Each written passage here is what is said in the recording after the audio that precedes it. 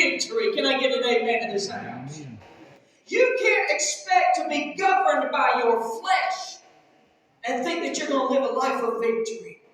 Because as we follow our flesh in this world, the flesh will lead you into bondage. Yep. Bondage into sin. And when sin is finished, it brings forth death.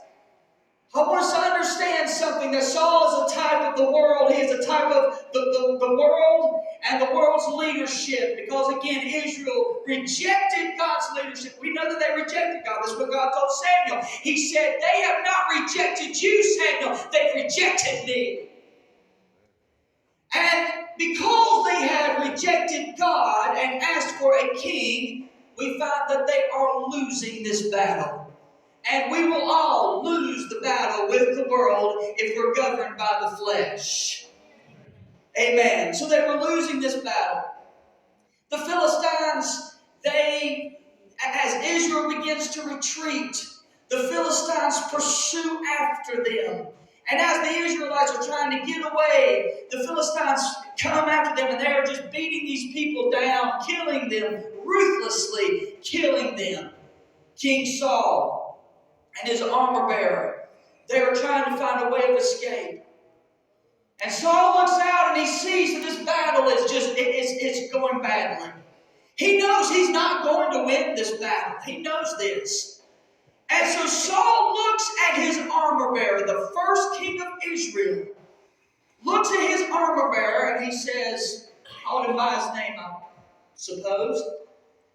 He says, son, I want you right now to kill me. Take your sword and kill me. His armor bearer looks back at him. His armor bearer is looking at his king, the man he has sworn to protect and to fight for. And he looks at his king, and his king is asking him to kill him. And his armor bearer says, King Saul, I can't kill you.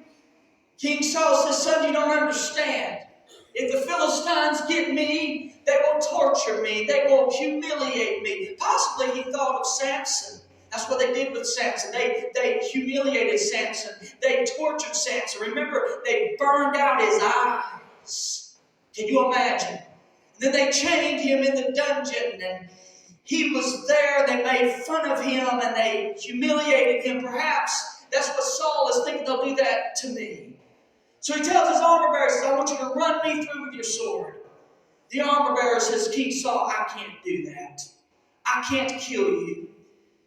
I believe at some point the armor bearer must have turned away from Saul. I believe he would possibly, maybe he was looking out over this battle, and maybe he was just crying, tears coming down his face, wondering, how have we gotten to this place?